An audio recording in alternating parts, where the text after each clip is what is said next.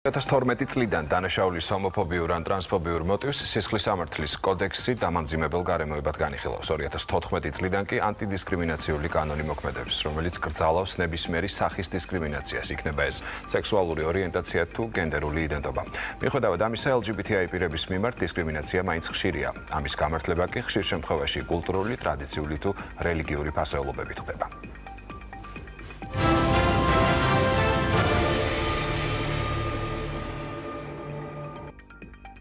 თეო ქავთარაძე მუშაობდა თემაზე, თუმცა ვიდრე მასთან დავიწყებთ ლაპარაკს, მანამდე სტუმრებს წარმოგიდგენთ ლიკა ჯალაღადია, ნათია გვიანიშვილი, მადლობა რომ მოხვედით და თეო გისმენთ.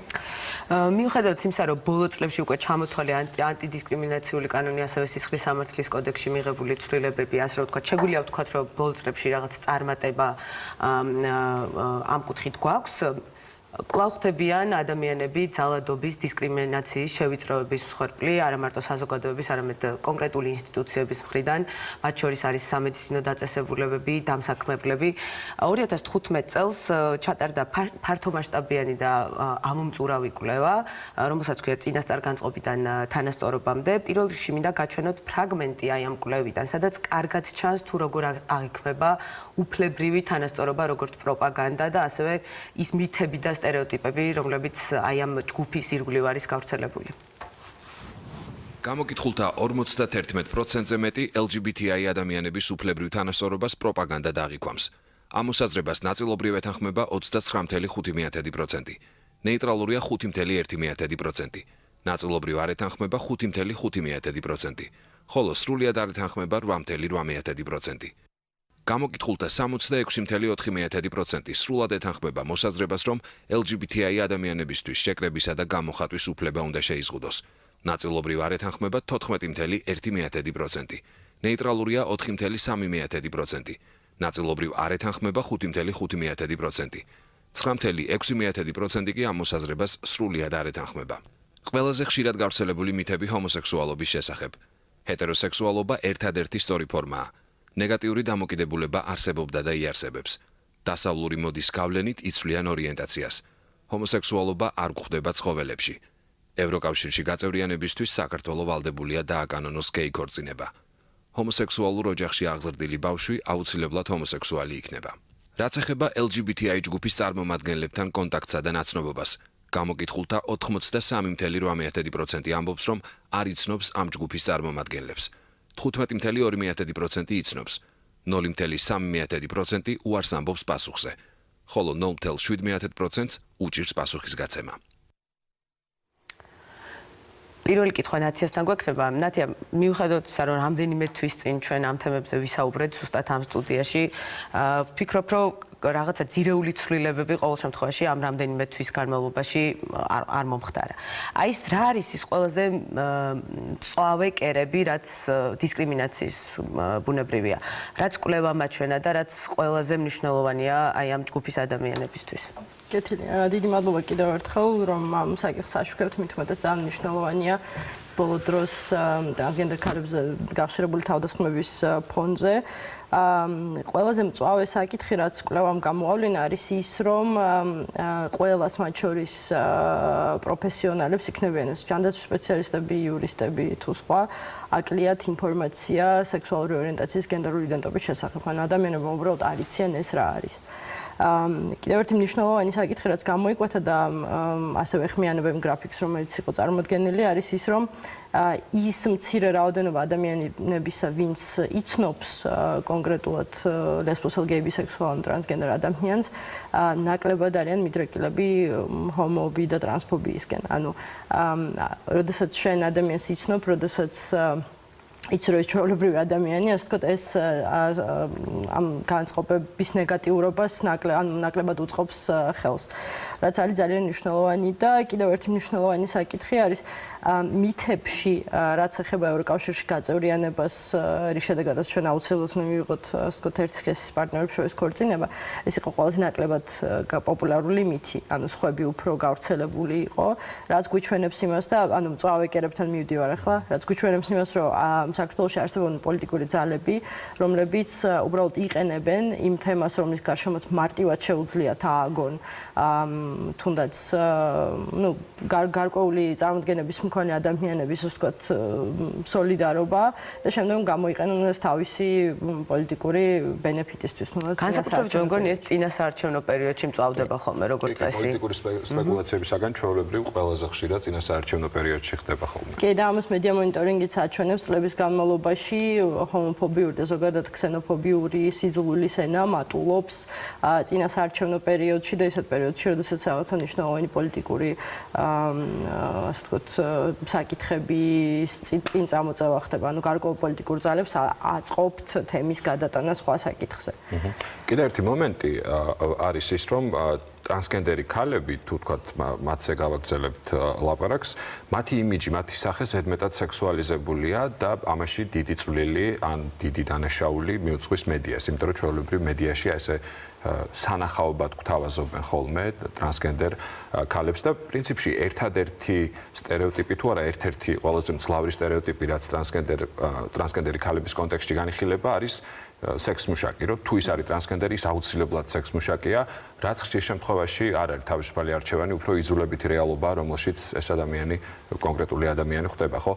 თუ შეიძლება რომ იმ სიძნელეებზე ვილაპარაკოთ, რაც ვთქვათ, თვითრეალიზებას, სამსახურის შოვნას და ასე შემდეგ, აი ამ ძალიან მძიმე და აუცილებელ ამბებს ეხება. კეთილი, ძალიან სწორად იყო დასმული აქცენტები. ძალიან მიყვარს, როცა ჟურნალისტები სწორ აქცენტებს ვსვამენ ამ თემაზე, რაც არ არის ესეთი ხშირი სამწუხაროდ. ტრანსგენდერი ქალების შემთხვევაში ძალიან მნიშვნელოვანი არის ის, რომ მათი იდენტობა არის ხილვადი საზოგადოებისთვის, ანუ ძალიან ესეთ უხეშად რო ვთქვათ, ისინი თვალში საცემნი არიან. და შესაბამისად აგრესიის ტალღის პირდაპირ ასე ვთქვათ ადრესატებიც ხდებიან. ესეც ჩვენი კვლევით აიხსნება იმითი, რომ მაგალითად ადამიანები და საქართველოში ზოგადად უმეტესობა ადამიანების არის მომხრე გენდერული როლების რაღაც ესეთი კლასიკური განაწილების, ხო, რომ კაცს თავისი ადგილი აქვს, ქალს თავისი ადგილი აქვს და რაღაცა ესეთი ნიშან-თვისებები და მახასიათებლები აქვს, რაც ერთმანეთის საპირისპიროა. ესეთი ადამიანები გაცილებით უფრო ნაკლებად ღებულობენ აი ესეთ ამ როლებიდან ნებისმიერ გადახვევას. ტრანსგენდერი ქალები ჩვენთან აღიქმებიან როგორც ასე ვთქვათ კაცობის დამთმობი ადამიანები, იმიტომ რომ ისინი ბიოლოგიურად შეიძლება მამაკაცები იყვნენ, ხო? შესაბამისად აგრესიაც გაცილებით უფრო მეტია.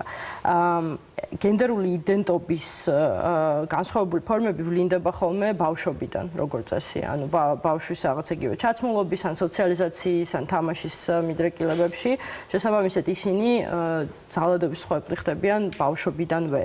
და აქ ორი ვარიანტია, ან ჯიუტად აგრძელებენ თვითგამტკიცებას იმ გენდერში, რომელიც მათია, ასე და არა რომელიც მათ მიაწერა საზოგადოებამ, ან უბრალოდ სწავლობენ როგორ დამალონ ეს ყველაფერი იმისათვის, რომ აიცილონ ძალადობის ესეთი ფორმები, როგორც არის ფსიქოლოგიური ზეწოლა, ქცევის შეცვლისკენ რაღაცა ნაბიჯები და ან თუნდაც ცემა. რაც ასევე ხშირად ხდება ხოლმე. შემდგომში უკვე რასულ აქში, ანუ თქვენ ალბათ მოგეხსენებათ ის, რომ ადამიანი თუ სისტემატურად განიცდის ძალადობას, მას უჭირს თვითრეალიზაცია, იმიტომ რომ მის თვითშეფასებას ადგება ძალიან სერიოზული ზიანი. ისევე როგორც სიტყვაზე ნებისმიერ საადამის მე როგორც ლესბოსელს, ხა როცა ვიზრდებოდი, ჩემთვის შეფასებას მიადგა სერიოზული ზიანი, იმიტომ რომ გარშემო არაფერი არ მესმოდა, გარდა იმისა, რომ ჩემნაირი ქალები არიან ცოდვილები, ცუდები და ასე შემდეგ, ხო? თუმცა ხა ვიღაცები ვახერხებთ, რომ ამოვიქაჩოთ, ვიღაცები ვერა. ლესბოსელ, გეი და ბისექსუალ ადამიანებს კიდე არ აქვთ ისეთი ფორმალური, ასე ვთქვათ, წინაღობები, როგორიც არის სქესის სამართლებრივი აღიარების საკითხი. ტრანსგენდერი ადამიანების შემთხვევაში ეს არის ძალიან მძაფრი რამ, იმიტომ რომ შენ როდესაც იწყებ ტრანზიციას, ანუ შენი თუნდაც სოციალური როლის, გარეგნული მხარის მისადაგებას შენს გენდერთან, შენ გრჩება საბუთებში რეალურად შენი ბიოლოგიური სქესის მიხედვით გაკეთებული ჩანაწერი, რაც დისკრიმინაციის მსხვერპლად ხდის სისტემატურად. ყველგან სადაც შენ უნდა წარმოადგინო საბუთი, მინიმუმ გაუგებრობა ან დაცინვა, მაქსიმუმ კიდევ უფრო სერიოზული ფორმები დისკრიმინაციის ხდება. ეს მოქმედებს დასაქმებაზე ძალიან და სწორედ აქედან გამომდინარე, ბევრ ტრანსგენდერ ქალს უწევს რომ ჩაერთოს კომერციულ სექს სამუშაოში. იმიტომ რომ უბრალოდ სხვა გამოსავალი დაარჩეული. კი, იმიტომ რომ ეს ხდება ერთადერთი შემოსავლის წყარო ამ ადამიანებისთვის, იმიტომ რომ უბრალოდ არავინ სხვა მათ სამსახურში არ აიყვანს იმის და მიუხედავად როგორი კვალიფიკაცია აქვს. რადგან ბოდიში რახანამ სამართლებრივ მხარესთან მივედით ხო, მათ შორის გენდერის აღიარება კანონის მიერ ხო, ლიკა რა ვითარება გვაქვს ამ ხრივ და მე მინდა აუცილებლად სიძულვილის ენაზეც რა ვილაპარაკოთ, იმიტომ რომ მე მახსოვს რამდენიმე წლის წინ აქტიურად განიხილავდნენ რომელი მოდელი უფრო გამოდგება საქართველოში, ამერიკული მიდგომა თუ ევროპული მიდგომა, თუმცა საბოლოო რაღაც ხო, რაღაც არ მეუღიათ საბოლოო გადაწყვეტილება. სამართლებრივად როგორ არის დარეგულირებული ეს ყველაფერი? დიახ, გენდერის სამართლებრივი მოგესალმებით პირველ რიგში, დიდი მადლობა მოწვევისთვის. გენდერის სამართლებრივი აღიარების საკითხების ნათემ განმარტა არსებითად მნიშვნელოვანი არის ტრანსგენდერი ადამიანებისთვის. ანუ რეალურად ეს შეიძლება დავსახოთ როგორც ერთ-ერთ ყველაზე მწვავე გამოწვევად, რომელიც მათ დღის წესრიგში უდგათ. რეალურად სამართლებრივი რეგულაცია ამის მიხედვით გაგიკვირდებათ და ესეთი ჩანაწერი ამის შესახებ არ არსებობს. ერთადერთი დოკუმენტი, სადაც ჩვენ გვხვდება რაიმე სახის მითითება უშუალოდ სამართლებრივი აღიარების საკითხზე, ისიც არა სხვა კონტექსტში, ეს არის სამოქალაქო აქტების შესახებ ჩანაწერი, სადაც მითითებულია, რომ დოკუმენტებში გარკვეული ცვლილების განხორციელება, მათ შორის სქესის ჩანაწერის შესახებ განხორციელება არის შესაძლებელი, თუ ადამიანს აქვს, ანუ თუ მან შეიცვალა სქესი. თუმცა რა იგულისხმება სქესის შესახებ? ანუ ეს ცელი და ძვირადღირებული პროცედურები უნდა გაიაროს ადამიანმა და მხოლოდ ამის შემდეგ აქვს უფლება, რომ რაღაც ID კარტში ჩაიწეროს. თუმცა კანონი ამას ესე ცალსახად არ განმარტავდა, სქესის შეცვლა ჩვენ არ ვიცით რას გულისხმობდა რეალურად კანონი ამაში, იმიტომ რომ არც კანონმდებელს თავის დროზე ამაზე ბევრი არ უფიქრია.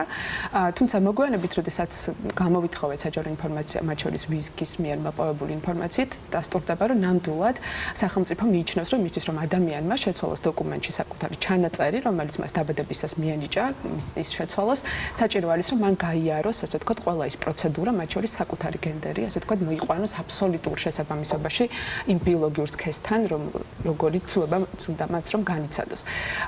გარდა ამისა, გარდა ამ ოფიციალური, ასე ვთქვათ, ინფორმაციისა, ვიზგმა ასევე აწარმოა ორი მნიშვნელოვანი საქმე სასამართლოში, პირველი ინსტანცია და მეორე ინსტანცია გაიარა და ეხლა თორცები უზენაეს სასამართლოში არის უკვე ორივე საქმე წაღებული. ორივე საქმე ეხებოდა ტრანსგენდერი ადამიანის მიერ მოთხოვნას, რომ მას შეეძლოს, ასე ვთქვათ, საკუთარი სქესის შესახებ ჩანაწერი შეეცვალა, თუმცა თუ ნახავთ სასამართლოს, ასე ვთქვათ, არგუმენტაციას, ის უარს ამბობს და ეუბნება პირდაპირ ცალსახად აკეთებს ჩანაწერს, რომ ესეთი მოთხოვნა არ შეიძლება, რომ დაკმაყოფილებული იყოს და საკმაოდ ისეთ რადიკალურ განსხვავებას, ასე ვთქვათ, ახდენს, როდესაც ამბობს, რომ ბიოლოგიური სქესი ეს არის აბსოლუტურად სხვა მოცემულობა, რომელიც ადამიანს ბიოლოგიურად მიენიჭა და მისი შეცვლა არ შეიძლება დოკუმენტების თვალსაზრისით მოხდეს და ამბობს, რომ ის იდენტობა, რომელიც ადამიანს გააჩნია, ეს არის მისი ფსიქოლოგიური დამოკიდებულება საკუთარ, ასე ვთქვათ, აღქმასთან, ამიტომ სახელმწიფო ამაში არ ერევა, თუ მას სურს კონდეს ფსიქოლოგიურად ესეთი აღქმა. ანუ გარკვეულწილად იმდენად არასენსიტიური დეფინიცია გამოიყენა სასამართლომ და აბსოლუტურად ამას დააფუძნა, რომ მე არ ვერევი მის, ასე ვთქვათ, ფსიქოლოგიურ ეგრეთ წოდებულ მდგომარეობაში, ამიტომ სანამ ის ბიოლოგიურად არ გაუთანაბრდება იმ სქესს, რომლის შეცვლა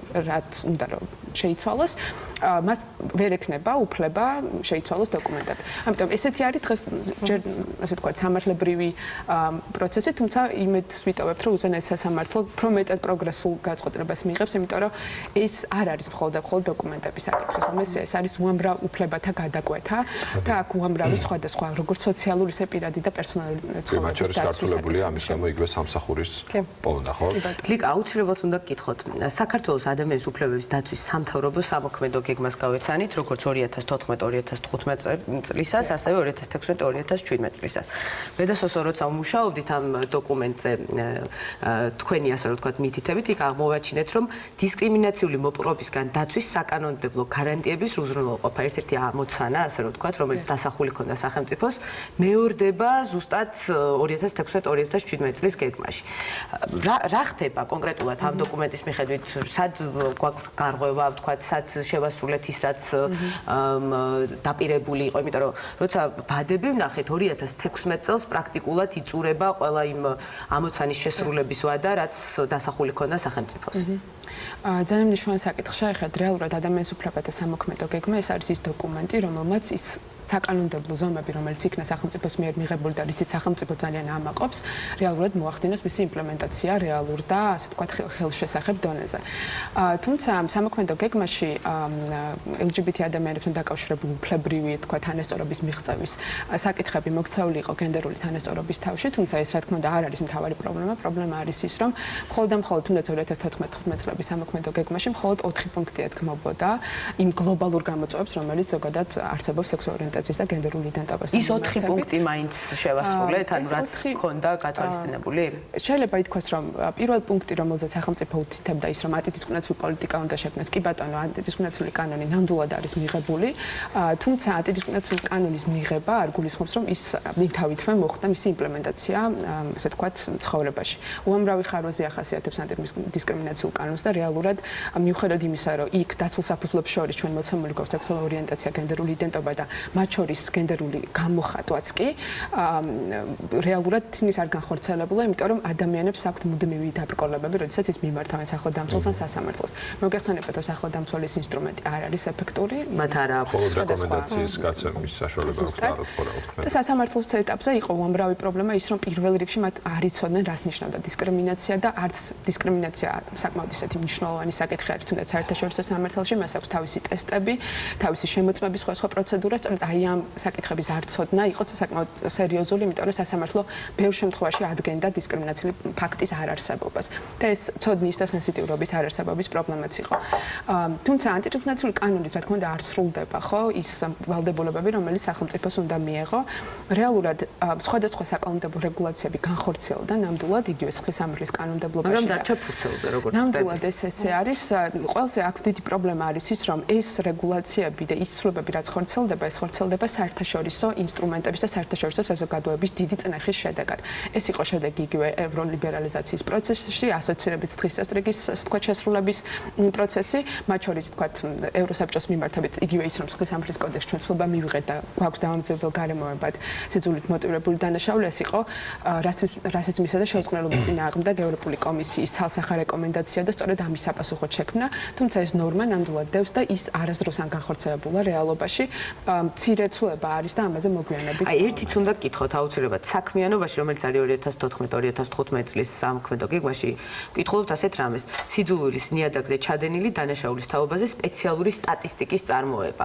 ანუ რეალურად ბოლო პერიოდში, რაც ჩვენ ვნახეთ, ტრანსგენდერ ქალების დისკრიმინაცია, ძალადობა, ზიზი რამდენიმე კვირის წინ გარდაიცვალა, ხო? რეალურად გვაქვს რამე სტატისტიკა, რომ ვთქვათ, ვიცით, რომ მდგომარეობა არის ძალიან ძიმე, შემაშფოთებელი, მაგრამ კონკრეტული ციფრები გვიჭირავს ხელში დღეს? არ გვიჭირავს ეს ციფრები, სახელმწიფოს ოფიციალურ სტატისტიკას საუბრობ ამ შემთხვევაში. და ბოდიში მაგას რო დაამატოთ, ისიც თუ ხდება ვთქვათ ამ საქმეების კონკრეტული მოტივის აღიარება, რომ ეს არის ვთქვათ სიძულვილით მოტივირებული, იმიტომ რომ ბოლოს რასაც ვკითხულობ ვთქვათ ამ საქმეების წარმოებას, ხო, რაც სასამართლო განიხილავდა, ყველგან იყო რომ არის განზრახულობა, განზრახულობის მცდელობა, ხანძრის გაჩენა, ასე შემდეგ. არსად არ წერია, რომ ეს არის სიძულვილით მოტივირებული, როგორ შეიძლება რომ ვთქვათ ეს კვალიფიკაცია მიენიჭოს. ჯერ დაასრულეთ ის აზრიაზ დაიწყო. დიახ, ანუ 2012 წლიდან რეალურად ეს ნორმა შევიდა ძალაში და ის ამოქმედდა, დღემდე ჩვენ მუდმივად EMC-ს და ვიზგიც მუდმივად ითხოვს ინფორმაციას, როგორც შინაგან საქმეთა სამინისტროდან ისე პროკურატურისგან, მაგრამ მათ მიერ მოწოდებული ინფორმაცია არის ნულის ტოლი. თუმცა ამის არგუმენტაციას შემდეგნაირად აკეთებს შინაგან საქმეთა სამინისტრო, მათ შორის პროკურატურაც აქამდე ესე ამბობდა, რომ ეს მუხლი, რომელიც ეხება, თქვა, სასჯელის დამძიმებას, ეს სწორედ სასჯელის ნაწილია, ეს არის სასამართლოს პრეროგატივა, ამიტომ მე როგორც შინაგან საქმეთა სამინისტროს ან პროკურატურას არ მევალება მისი გამოყენება. რა თქმა უნდა, წმინდა თეორიული ან იურიდიული თვალსაზრისით შეიძლება სწორი ყოფილიყო რაღაც გაგებით, თუმცა როდესაც ჩვენ ვსაუბრობთ იმისთვის, რომ სასამართლომ დღეს ჩვენ გვაქვს შეჯიბრებითობის პრინციპი პროცესებზე, იმისთვის, რომ სასამართლო შეეძლოს და კონდეს მექანიზმი, რომ იმსჯელოს მოტივის არსებობა არ არსებობაზე, აუცილებელია, რომ პროკურატურის ან შინაგან საქმეთა სამინისტროს მიერ, პროკურატურის მიერ იყოს მითითება ამაზე, რომ შესაძლოა არსებობდეს მოტივი. თუ ეს სასამართლომ არ დაინახა, ის ვერასდროს ვერ იმსჯელებს ამაზე. ამიტომ ის რომ მთელი ასე ვთქვათ ჯაჭვი არის, ხო, რეალურად. ტვირთის გადატანა სასამართლოზე არის აბსოლუტურად მიუღებელი ესეთი მიდგომა. თანაც ნორმის ამგვარი განმარტება კიდევ უფრო მეტად აზარალებს, იმიტომ რომ ტექნიკურად რაღაც პრობლემების არსებობა, რომელიც დღეს არსებობს და რეალურად ჩვენ არც კი გვხდება სისტემაში ეს მუხლი, რომ მიეთითოს კონკრეტულ დანაშაულს, ეს არის წმინდა პოლიტიკური ნების ამბავი, იმიტომ რომ მოგეხსენებათ არ მგონია რომ 15 წუთზე მეტი დრო ჭირდებოდა სისტემაში ამ ნორმის დამატებას, თუ ეს იქნებოდა ერთ-ერთი ზიზის მკვლელობასთან დაკავშირებით რამე კონკრეტული რაღაცა გადაწყვეტილება გვაქვს დღეს, ანუ თქვათ იყო თუ არა სიძულვილით მოტივირებული. სიძულვილით მოტივირებული არ ყოფილა, ნათია კიდე დაამატებს ამას, მაგრამ თავარი პრობლემა მანდ იყო ის, რომ რეალურად პროკურატურამ თქვა, რომ მანამდე ერთი საკითხის ერთი დეტალი დამავწყდა, თქვა, რომ პროკურატურამ 2016 წელს აღნიშნა, რომ 4 სიცხლის სამართლის საქმეზე მათ მიუთითეს კონკრეტული ნორმა, რომელიც ეხებოდა დანაშაულის დამძიმებას სწორედ სიძულვილის მოტივით.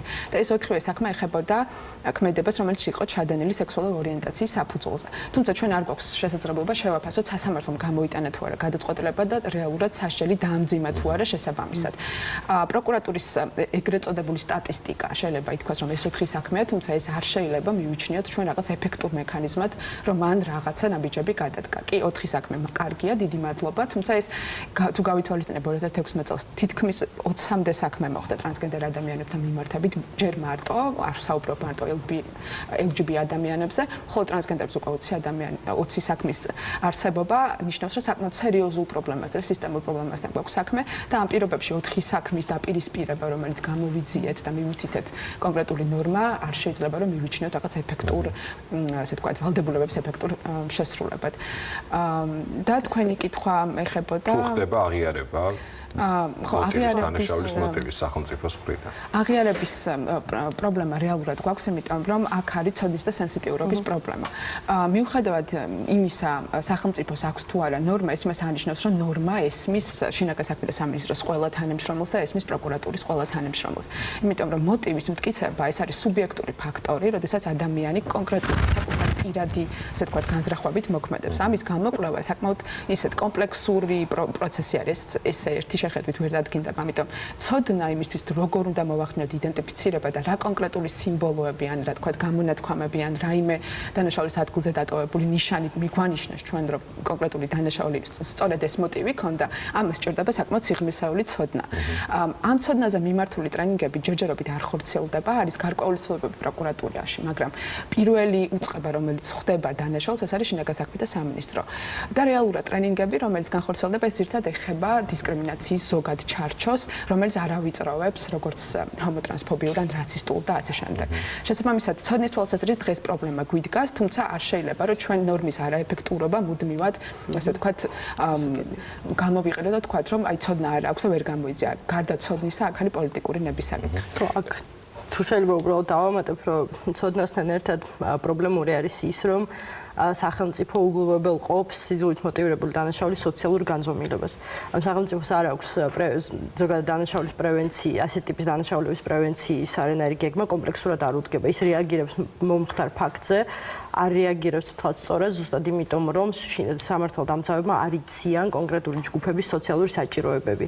რატო უჭირთ მაგალითად LGBT ადამიანებს მიმართვიანობა რატო არის დაბალი, რატო არ მიდიან პოლიციაში, ხო, რატო შეიძლება ტრანსგენდერი ქალი გახდეს კაცებს უფრო ბრუტალური ძალადობის მსხვერპლი, ვიდრე ნებისმიერი სხვა იდენტობის მქონე ადამიანი, ხო? ზიზისთან დაკავშირებით ზუსტად ესეთი საკითხი იყო, რომ ჩვენ ბუნებრივია არავინ არ ერევა გამოძიებაში და ანუ ამას მკაფიოდ არეგულირებს კანონი. ჩვენ უბრალოდ ჩვენი საქმიანობის ფარგლებშიაც შეგვეძლო გავაკეთეთ იყო ის რომ მივმართეთ პროკურატურას და შინაგან საქმეთა სამინისტროს ვთხოვეთ რომ გამოეკვლიათ არის თუ არა, ანუ შესაძლო მოტივი გამოეკვლიათ ამის. პროკურატურისგან უბრალოდ პასუხი, საჯარო პასუხი იყო ის, რომ სიძულვილით მოტივირებულ დანაშაულს ადგილი არ ჰქონია ზიზის შემთხვევაში, იმიტომ რომ და ესე იგი მსხვერპლი და თავდამსხმელი იცნობდნენ ერთმანეთს 2011 წლიდან და იმან ანუ თავდამსხმელმა იცოდა მის გენდერული იდენტობის შესახებ. ანუ ნებისმიერ სახელმძღვანელოში რომ ჩაიხედოთ რაც ეხება სიძულვილით მოტივირებული დანაშაულების გამოძიებას, ესეთი არგუმენტი არის აბსურდული.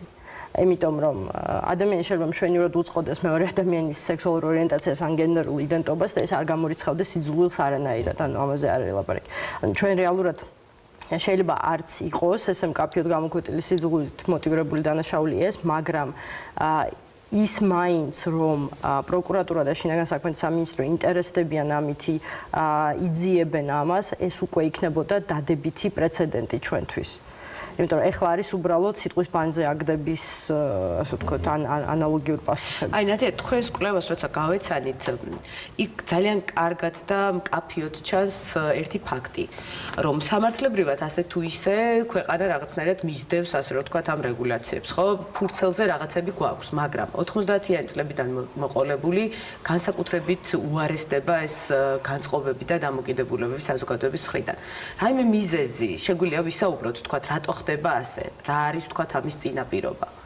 კეთილია, ამის წინაპირობა არის ფაქტორების კომბინაცია ფაქტობრივად, ანუ ერთის მხრივ ჩვენ ცხოვრობთ სისტემაში, სადაც არც განათლების სისტემა და არც სხვა რომელიმე სფერო, არც მედია არ გთავაზობს ადეკვატურ ინფორმაციას იმაზე, ზოგადად ადამიანის სექსუალობაზე, გენდერზე, გენდერულ როლებზე, სექსუალურ ორიენტაციაზე და გენდერულ იდენტობაზე, რაც ნაწილია ამ ყველაფრის, ხო? შესაბამისად, ეს ინფორმაცია უბრალოდ არ გვაქვს. განათლების სფეროში კიდევ თან ვთქვათ ცუდი სიტუაცია, იმიტომ რომ არის ასე ვთქვათ იურიდიული ფაკულტეტის რაღაცა სახელმძღვანელოები და კიდე სამედიცინო რაღაც სახელმძღვანელოები, სადაც ძალიან მოძველებული ტერმინები გამოიყენება, რაც რეალურად დისკრიმინაციულად აღიქმება დღეს. მოგეთ ამის გადახედვა, გადახალისება არ ხდება, იმიტომ რომ ეს არ არის ინტერესის სფერო, ასე შეიძლება ვთქვათ. არ არის აღიარებული ჰომოფობიური ბულინგი და ბულინგი ზოგადად როგორც პრობლემა სკოლებში, ანუ თანასწორთა მიერ თანატოლთა მიერ ერთმანეთის ჩაგვრა და ბევრი სხვა ფაქტორი. ამასთან ერთად ჩვენ რეალურად ცხოვრობთ ჩვენ გვაქვს საბჭოთა მემკვიდრეობა, რაც ეხება ზუსტად ჰომოსექსუალობის საკითხს, უფრო ესე კონკრეტულად. როდესაც ადამიანის სექსუალური ორიენტაცია, თუ ის არ არის ჰეტეროსექსუალი, შეიძლება გამოყენებულ იქნას მის წინააღმდეგ პოლიტიკურ ჭრილში და ჩვენ ვხედავთ ჩვენ პოლიტიკოსები როგორ აკეთებენ ამას. ანუ რეალურად ის რაც კანონით არ არის აკრძალული, შეიძლება გამოიყენოს შენს წინააღმდეგ. კი, იმიტომ რომ ჩვენ კვლევაშიც ეს ჩანს ზუსტად რომ სექსუალობის საკითხები და სექსუალური ორიენტაციის და გენდერული იდენტობის საკითხები განიხილება უმეტესწილად მორალისტურ ჭრილში. ამას ზოგადად ხელს უწყობს ის გამონათქვამები, რაც საკეთებენ სიტყვაზე ეკლესიის წარმომადგენლები, მართლმადიდებლურ ეკლესიაზე მათ ლაპარაკი და ასევე პოლიტიკოსები, ანუ რეალურად არის გადატანილი რაღაც მორალისტურ ჭრილში. რასაც შემდგომ პოლიტიკოსები იყენებენ იმისთვის, რომ თქვან, რომ აი ჩვენ თუ არ გვინდა ამორალობა ქვეყანაში, მაგალითად, ესე იგი ამათ წინააღმდეგ უნდა გავილაშქროთ. და ამ შემთხვევაში ნებისმიერ პოლიტიკოსს ეშინია, რომ მას დააბრალებენ სიტყვაზე ან ამ ჯგუფის კომაგობას, ან თვითონ რო გეია, ან რაღაცა ეგეთი და შესაბამისად ადამიანის უფლებებზე აქ უკვე აღარავინ აღარ საუბრობს. ზამკაფიო მაგალითი არის ამისი ის ინიციატივა, რაზეც მოკლედ ვიბრძოდით და მთელი წელი არჩევნებამდე ეს ქორწინების შესახებ ჩანაწერის შეცვლა კონსტიტუციაში, რაც რეალურად მართლა არ მომდინარეობს თემიდან. კი, ეს საკითხი ჩვენთვის ძალიან მნიშვნელოვანია, მაგრამ ეს არ არის ჩვენი დღის წესრიგის, ასე ვთქვათ, ტოპ 3-ში. ხო, როდესაც ძალიან ისეთ საბაზისო ძალადობას ვებრძვით და ასე შემდეგ, ხო? მაგრამ რომ დააკვირდეთ ის პოლიტიკური პარტიებიც კი, ვინც უარი განაცხადა, მხარი დაეჭირათ აი ამ ინიციატივისთვის, ეს გააკეთეს არა იმ მოსაზრებით, რომ ხალხო რა დროს ეს არის, როდესაც ამ ხალხს ცემენ და კლავენ ქუჩაში, არა. ნათქვამი იყო, რომ უბრალოდ ეს პრობლემა არ არის ჩვენთვის, ანუ პოლიტიკურად პრობლემა არ არის და ესე ამის გადაჭრა მოკლედ საჭირო არა, იმიტომ რომ აგერ სამოქალაქო კოდექსში წერია და მორჩა. ანუ მორალური გადმოსახედიდან ესე გამოვიდა, რომ ყველა ეთანხმება ამას, უბრალოდ ახლა ზოგს არ მოწონს, როგორ, ანუ მოკლედ გადაჭრის ის კონკრეტული გზა, რომელიც შესთავაზეს რა. და ეს თავისთავად არის პრობლემური, იმიტომ რომ როდესაც ახლა MDF-ს ქონდა ზუსტად ეს მედია მონიტორინგის კვლევა, რომელიც 2016 წლის განმავლობაში რაც იყო, ესე იგი 454 ჰომოფობიური გამოხატვის ფაქტი მედიაში და აქედან ძირითადად ანუ თვითონ ან მედიის მესვეურები, ან პოლიტიკური პარტიები იყვნენ ავტორები ამისა, ხო? ანუ ეს რეალურად ეს იზოლური სცენა მოქმედებს იმაზე, თუ რა დამემართება მე რიგით მასკულინურ ლესბოსელ ქალს, როდესაც გავალ სახლიდან. ანუ აი მაგას ეხება ჩემი კითხვა, სიძულვილი სცენა, მედია და მედია როგორ მუშაობს ამ მიმართულებით, ხო?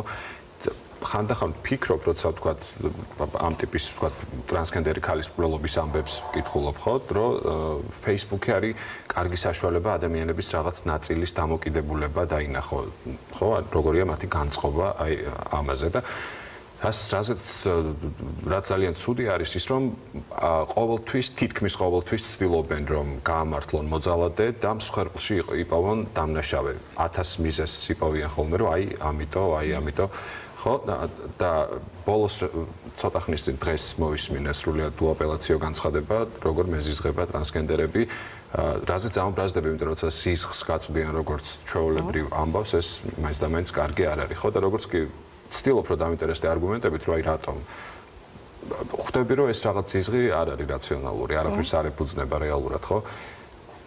ის ვისაც უნდა ჰქონდეს ბევრი ინფორმაცია, მათ შორის მედია, მედიკოსები, სასამართლოს წარმომადგენლები იქნება თუ უფლებადამცველები, ხო, ხშირ შემთხვევაში მათაც კი არ აქვთ ეს ინფორმაცია და აი იყენებენ სიძულვილის ენას, რომელიც ნუ ძალიან ცუდია, იმიტომ რომ სტერეოტიპების რაღაცა გამძაფრებას უწყობს ხელს. ხო, ამ შემთხვევაში რა არის ამის მიზეზი? ისევ ნაკლებ ინფორმაციასთან მივდივართ, ის რომ შეხება არ გვაქვს, ის რომ დისტანცირებულები ვართ, ამის გარდა ეს ჩემი პრობლემა კი არ არის, ანუ საზოგადოების ეს ვიღაცის პრობლემაა, ხო? ანუ ეს არის მიზეზი? ხო, აქ ცოტა რთული საკითხია. ერთი ის რამდენად პასუხისმგებლიანად უდგებიან ადამიანები საკუთარ პროფესიულ საქმიანობას, ხო? მაგალითად, მე ძალიან იშვიათად ვხედავ ჟურნალისტს, რომელიც ამ თემას აშუქებს, ანუ გენდერის სექსუალობის თემას ზოგადად აშუქებს და კარგად ემზადება ამის. ძალიან იშვიათი შემთხვევები არის რა. როგორც წესი, იმაზეც არის დამოკიდებული, რომ ადამიანი გადარბის ერთ იმიდან ლოკაციიდან მეორეზე და იქ არ აინტერესებს იმის მიერ, რაც ეუბნებიან იმას აშუქებს. ანუ თვითონ ახლა რამდენად ჯანსაღი სივრცე არის თუნდაც იგივე დიდ ტელევიზიებში ჩვენთან, ახლა მე თვალ კარგად ჩახედული არ ვარ, მაგრამ შემიძლია ვთქვა, რომ ეს მომენტიც არის.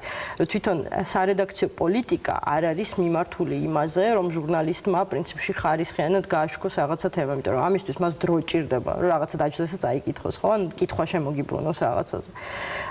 ეს პრობლემაც არის. მეორეც არის ისეთი, ასე ვთქვათ, მედია გამოშვებები და გადაცემები, რომლებიც არის სკანდალზე აწყობილი. ანუ მათი წილი საკმაოდ დიდი არის საქართველოში, ქართულ მედიაში და სამწუხაროდ ისინი სწორედ არიან აი რაღაცა ცირკის და ზოოპარკის პრინციპზე, როდესაც და ტრანსგენდერ ქალებს ძირითადად ვხედავთ. კი. და აქ არის ყოველთვის მიბრუნებენ ხოლმე იმ არგუმენტს, რომ ხო, ახლა აბა რას მიდის და რას ლაპარაკობს ისე, მაგრამ მაგალითად ერთ-ერთი ესეთი ქალის შემთხვევაში, ბიანკა, რომელიც სამწუხაროდ ასევე გარდაიცვალა გასულ წელს, სამაგალითოდ ვაჩვენებ ხოლმე მაგალითად ერთ-ერთ კონკრეტულ გადაცემას ტელევიზიაში, სადაც საკმაოდ ესეთი დისკრიმინაციული სიუჟეტი გამოვიდა და იგივე ადამიანი სხვა სიუჟეტში, რომელიც ეთიკურად არის გაკეთებული. ანუ რეალურად ვის აქვს ძალაუფლება დასვას კითხვა და როგორ სვავს ამ კითხვას და რა პასუხს ელოდება. ხო, რესპონდენტი ხშირად ამაზეც არის აწყობილი პრინციპში. ანუ ეგეც ძალიან მნიშვნელოვანი გასააზრებელი რაღაცა. ხა სანამ მედია არ გამოვა იმ სიტუაციიდან, როდესაც ანუ რაღაცა სკანდალები ჭირდება იმისთვის, რომ რეიტინგი აიმაღლოს და მანამდე ცოტა რთული იქნება. მეორე პრობლემა არის ის და ჩვენ კვლევაშიც ეს ჩანს, რომ ადამიანები მაგალითად ენდობიან, ანუ ერთი რომ ინფორმაცია სექსუალურ ორიენტაციაზე, გენდერულ იდენტობაზე იღებენ მედიიდან, მეორეც ერთი რომ აი ამ მედიაში გამოსულ ექსპერტებს ენდობიან და მკვლევარებს. ხა პრობლემა რაში არის, რომ მე ხა შემიძლია დავდგე და დავირქვა რაღაცის ექსპერტი მაგალითად, ანუ აი ტიტულების ასე ვთქვათ, ეჭვქვეშ დაყენება ჩვენთან არ ხდება საქართველოს. ვიღაცა რომ გამოდის და ამბობს, რომ მე ვარ ექიმი, ნუ იმიტომ რომ სამედიცინო მაქვს დამთავრებული და აგერ პრაქტიკა მაქვს და მე გეუბნებით, რომ სიტყვაზე ადამიანებს ამ ჯგუფს აქვს ჯანმრთელობის სერიოზული პრობლემა, იმიტომ რომ ასეთები არიან. ყოფილა ეგეთ შემთხვევები. მაშინ, როდესაც რეალურად ამისი ნამდვილი არგუმენტები არ არსებობს, ხო? ნუ ადამიანი ჩვეულებრივი საშუალო სტატისტიკური მოქალაქე უსმენს ამას და ამბობს, რომ ახლა ექიმია, ამან უნდა იცოდეს უფრო ვიდრე მე, ხო? ეგეც საკითხია. შესაბამისად მედია ხდება რაღაცა ამ ინფორმაციის გამტარი. მედია არის ამისი გამტარი და მედიას აქვს ძალაუფლება ზუსტად იმაში, ვის მოიყვანს, როგორ კითხვას დასმევს და რა მიზნით აკეთებს გადაცემა. რა ეს არის ძალიან მნიშვნელოვანი საკითხი. და ლიკა აუცილებლად უნდა გკითხოთ, თქვათ, ერთის მხრივ ეს ანტიდისკრიმინაციული კანონის სისხლის სამართლის კოდექსში შეტანილი ცვლილება და მეორეს მხრივ 2013 წლის 17 მაისს რაც მოხდა, ვიცით რომ არც ერთი ადამიანი არ დასჯილა, ხო? რეალურად ძალიან ცუდია, რომ დღეს ჩვენთან სახელმწიფოს წარმომადგენლები არ არიან, სოფო უნდა ყოფილიყო ჯაფარიძე ჩვენთან ერთად, მაგრამ საბოლოო ჯამში აღმოჩნდა, რომ ვერ მოვიდა გადაცემაში მონაწილეობის მისაღებად. შენ უნდა გკითხო, ამიტომ ეს კითხვა შენ უნდა დაგისვა, რასთან გვაქვს საქმე, ხო? ერთის მხრივ სახელმწიფო თითქოს ცდილობს ფურცელზე რაღაცა დაწეროს, გითხრას, რომ დიახ, ეს ადამიანები არიან დაცულებრივი, მაგრამ მეორე მხრივ, როცა ამ ადამიანებს ავიწროებენ, სიძულვილის ენით ელაპარაკებიან ასე შემდეგ, მეორე მხრივ სახელმწიფო არ სჯის დამნაშავეებს. რა ორმაგ სტანდარტთან გვაქვს საქმე? ძალიან ესე ვთქვათ კომპლექსური საკითხია. პირველ რიგში 2013 წლის ჩვენებმა ისის საქმეზეც მინდა რომ ხაზი გაუსვა, რომ უშუალოდ ამ მოვლენების დროს ჩვენ მიხედვით იმისა, რომ თუნდაც როდესაც საუბრობთ მოტივზე, საუბრობთ მართლმსაჯულების ესე ვთქვათ ეფექტურობის საკითხებზე, ეს იყო ყველაზე ხილვადი გამოვლენა იმის, როდესაც სახელმწიფო ნამდვილად დამარცხდა და რეალურად დავინახეთ, რომ 40,000 ადამიანიდან მან შეძლო მხოლოდ 5 ადამიანის დაკავება. ისიც იმიტომ, რომ უბრალოდ პასპორტი, უკაცრავად პირადობა გამოართვა რამდენიმე ადამიანს და მოგვიანებით დაიბარა და ეს იყო აბსოლუტურად შემთხვევითად შერჩეული რამდენიმე ადამიანი. მან უბრალოდ ჯერ ერთი რომ ვერანაირი რისკი ვერ გათვალა, რომ ესეთი ამბავი მოხდებოდა და მეორე შემთხვევაში არ ეცადა ის ადამიანები დაეკავებინა, რომელსაც პასუხისმგებლები იყვნენ და 5 ადამიანიდან ერთი იყო სამღვდელოების წარმომადგენელი, რომელიც საბოლოო ჯამში გათავისუფლდა პასუხისმგებლობისგან და 4 ადამიანი დარჩა. 4 ადამიანზე პირველ ინსტანციის სასამართლომ დაადგინა, რომ ისინი ასევე იყვნენ უდანაშაულები აღნიშნულ პროცესში. თუმცა პროკურატურამ გაასაჩივრა და დღეს სააპელაციო სასამართლოში განიხილება, მაგრამ უნდა აღვნიშნო, რომ სასამართლო პროცესი არის არსებითად გაწალილი და 2000 ფაქტობრივად ერთ წელზე მეტი არის, რომ სააპელაციო სასამართლოშია და ვერ გავცდით რაღაც ეტაპს და ეს ხდება ძალიან ხშირად იმის გამო, რომ პროკურატურა უბრალოდ არ მოდის პროცესებზე. ანუ ეს კიდევ ერთხელ გვაჩვენებს, როგორი არის მიცი აღქმა, მაშინ როდესაც ყველაზე მასშტაბური საკითხი, ეს არის 2013 წლის 17 მაისი, ყველაზე მასშტაბური დარბევა, რომელიც უნდა გამხდარიყო სახელმწიფოს მიერ, სწორედ ამ ჯგუფის ჩაგულობის აღიარება და ის, რომ ადამიანები ისჯებიან იმისთვის, რომ ისინი ჩადიან დანაშაულს. ეს იყო ძალიან მარტივი პრინციპი, თუმცა სახელმწიფო ამ მარტივ პრინციპსაც ვერ ასრულებს. რეალურად თავარი პრობლემა არის ის, რომ სახელმწიფო უბრალოდ არ იაზრებს და მისთვის არ არის პრიორიტეტი ის ადამიანები, რომელზეც ახლა დღეს ჩვენ საუბრობთ. იმიტომ რომ ნათია მანამდე ძალიან კარგად გააკეთა აქცენტი იმაზე, რომ როდესაც მას დასჭირდება, რომ შემდგომ პოლიტიკური სპეკულაციისთვის გამოიყენოს აღნიშნული ჯგუფები, მას სჭირდება, რომ ესეთი თქვა ჯგუფი მას ყავდეს, ამიტომ მას ნამდვილად არ აწყობს ცალსახად და ღიად საუბარი იმაზე, თუ როგორ ასე თქვა არ არის ტოლერანტული დანაშაულების მიმართ. თქვენ ვერ ნახავთ ვერც ერთ საჯარო გამოსვლას იმ პარტიის მიმართ, რომელიც მმართველობაში იყო, რომელმაც ცალსახად დაგმო ნებისმიერი ძალადობა, რომელიც იყო გამოხატული. ესეთი ცალსახად და საჯარო დაგმობის გარეშე ძალიან ხშირად დაუსჯელობის სინდრომამდე მივდივართ და ესეც არის. სწორედ დაუსჯელობა არის ის, რომ ადამიანი, რომელიც ჩადის დანაშაულს და მსხვერპლად სწორედ LGBT თემის წარმომადგენელს ირჩევს, მან იცის, რომ სულ მცირე მას შეიძლება მცირე რაღაც ჯარიმა გადაიხადოს, მაგრამ იცის, რომ ამაზე ის პასუხისმგებელი არ იქნება.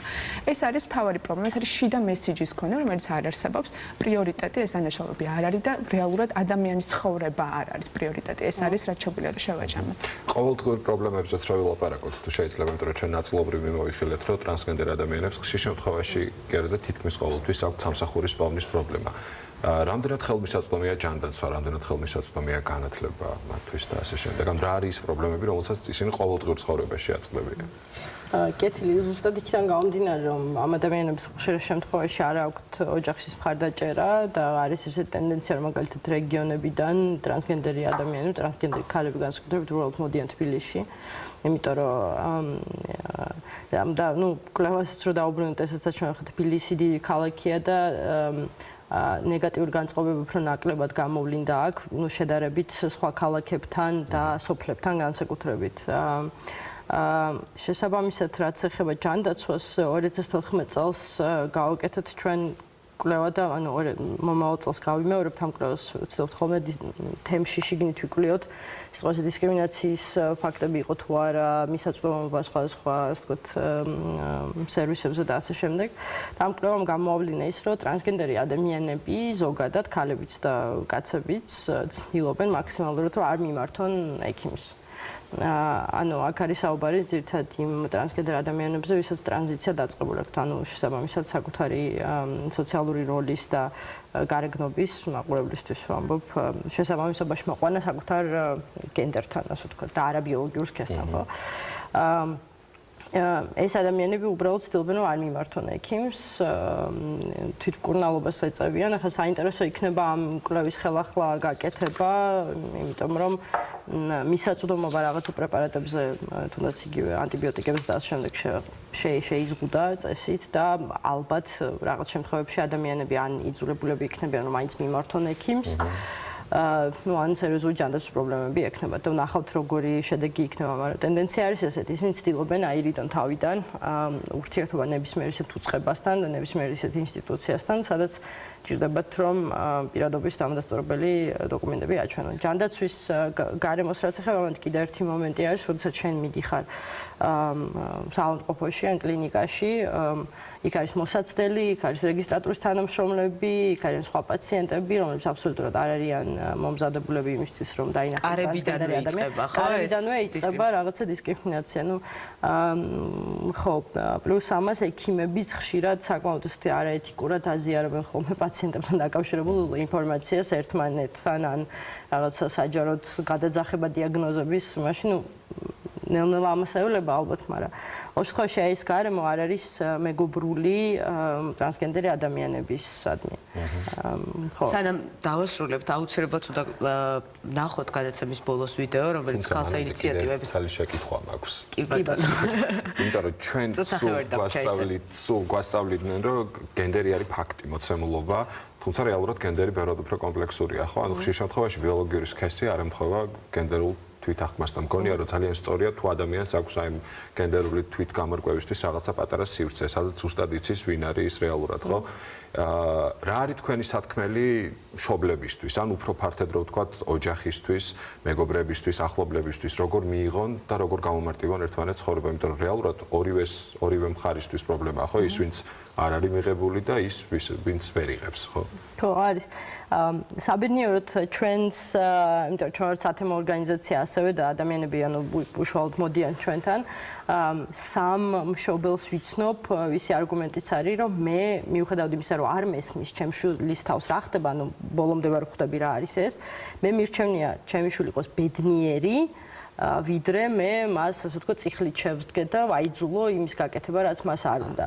მშობლებისთვის მესიჯი არის ის, რომ ნუ ჩავარდებიან პანიკაში და დააცადონ ბავშვს, ანუ ნუ აიძულებენ ურაფრის გაკეთებას, იმიტომ რომ ეს არის თავის თავში ძალადობა. ეს ბავშვი უბრალოდ ჩაიკეტება, აღარაფერს აღარასოდეს აღარ გაუზიარებს მშობელს და მშობელს შეუძლია ჩათვალოს, რომ შვილი დაკარგა. იმიტომ რომ ეს ადამიანი, ანუ ძალიან რთული გადასატანი და გადასალახი არის, როდესაც შენზე ძალადობენ და გულს გტკენენ ის ადამიანები, ვინც შენს უსაფრთხოების ბადეს უნდა წარმოადგენდეს რეალურად. ესენი არიან მშობლები და უშუალო ოჯახის წევრები.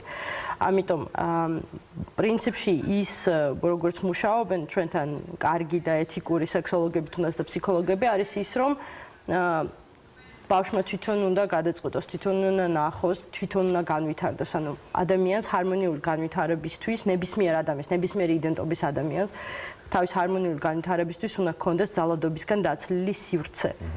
აი ეს არის მთავარი მესიჯი და მართლა აწონეთ, რამდენად მნიშვნელოვანია თქვენთვის თქვენი შვილი არ გებოდეს საზოგადოების მიერ გაწერილ რაღაცა წესს და თქვენ თვითონ რამდენად ბედნიერები ხართ ამ როლში და ამ წესში და რამდენად უფრო ნაკლებად მნიშვნელოვანია თქვენთვის თქვენი შვილის ჯანმრთელობა და ბედნიერება. აი ამან უნდა გადაწონოს საბოლოო ჯამში ალბათ. აბსოლუტურად. ძალიან დიდი მადლობა სტუმრობისთვის. მაყურებელს შევახსენებ ლიკა ჯალაღანია, ნათია გვიანიშვილი პასუხობდნენ ჩვენს შეკითხვებს ახლა გადაგა. და აუცილებლად უნდა ვნახოთ ბოლოს ქალთა ინიციატივების მხარდაჭერი ჯგუფის მიერ მომზადებული ვიდეო. გემშვიდობებით ამით. ძალიან დიდი მადლობა. ძალიან დიდი მადლობა და ტიხრის მერე სხვა თემით ბრუნდებით პირდაპირ ეთერში.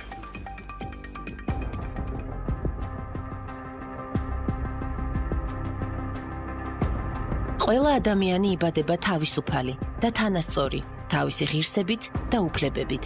საქართველოს პარლამენტმა ლესბოსელი, გეი, ბისექსუალი, ტრანსგენდერი და ინტერსექსი ადამიანების დისკრიმინაციისა და ძალადობისგან დაცვისთვის წლების მანძილზე მთელი რიგი პოზიტიური საკანონმდებლო ცვლილებები განახორციელა. 2012 წლიდან დანაშაულის ჩადენა ჰომოფობიური და ტრანსფობიური მოტივით დამამძიმებელი გარემოებაა, ხოლო 2014 წელს მიღებული ანტიდისკრიმინაციული კანონი კრძალავს ნებისმიერი ნიშნით დისკრიმინაციას, მათ შორის სექსუალური ორიენტაციისა და გენდერული იდენტობის საფუძველზე. მიუხედავად ამისა, არასამთავრობო ორგანიზაციების მონაცემებით, საქართველოში ყოველი მესამე LGBTI ადამიანი ფიზიკურ, ხოლო 10-დან 9 ფსიქოლოგიურ ძალადობას განიცდის. LGBTI ადამიანები ყოველდღიურად ხდებიან დისკრიმინაციის მსხვერპლნი საკუთარი სექსუალური ორიენტაციისა და გენდერული იდენტობის საფუძველზე. LGBTI პირთა მიმართ ჩადენილი დანაშაულების უმეტესობა აღურიცხავი და სათანადო რეაგირების გარეშე რჩება სახელმწიფოს მხრიდან.